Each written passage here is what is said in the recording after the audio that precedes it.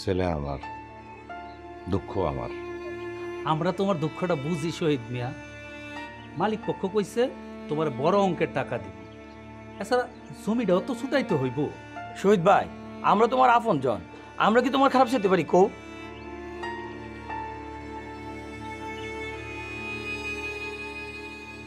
বিষয়টা তুমি ভাইবা দেখো শহীদ, এই জন্য তোমার এখানে ডাইকে আনছিলাম।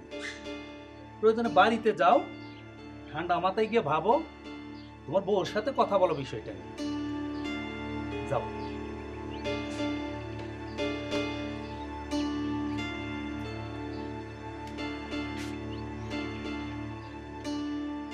রফিক, চলো আমরাও যাই।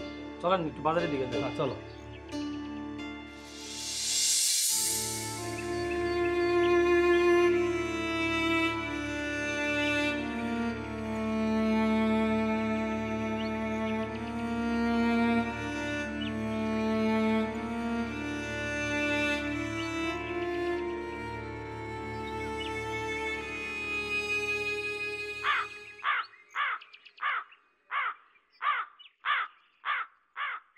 মেম্বার সাহেব, আপনার কি মনে হয় শহীদ ভাই কি রাজি হইব? যেই মেডিসিন দিছি, রাজি না হয়ে যাইব কই?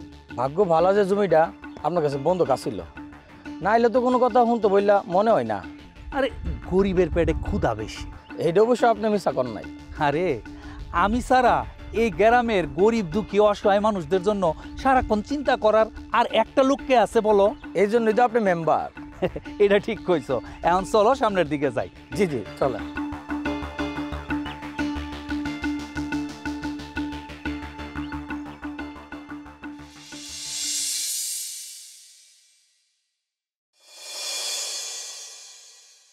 তোমার তো জোরে গা পুড়ে যাইতেছে গা। আচ্ছা, আমি আমি আমি ওষুধ নিয়ে আসি। বলেন, কি? আপনি কিন্তু কোনো আপোষ করেন না, তাহলে মরার পর পোলাটার মুখ দেখামো কি কইরা? শোনো বউ, আমার শরীরে এক বিন্দু রক্ত থাকা পর্যন্ত আমি কোনো আপোষ করব না। আমি এর শেষ দীক্ষায় ছাড়বো। ওই কসাই ডাক্তারের বিচার হইলেই আমাকে পোলাটার আত্মা শান্তি পাইব।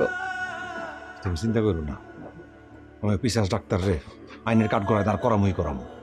আচ্ছা, তুমি এত কথা কই না তো। শোক শোক শোক, আমি ওষুধ নিয়ে আইতেছি। শোক। আমি যাবো না, আসবো, ঠিক আছে?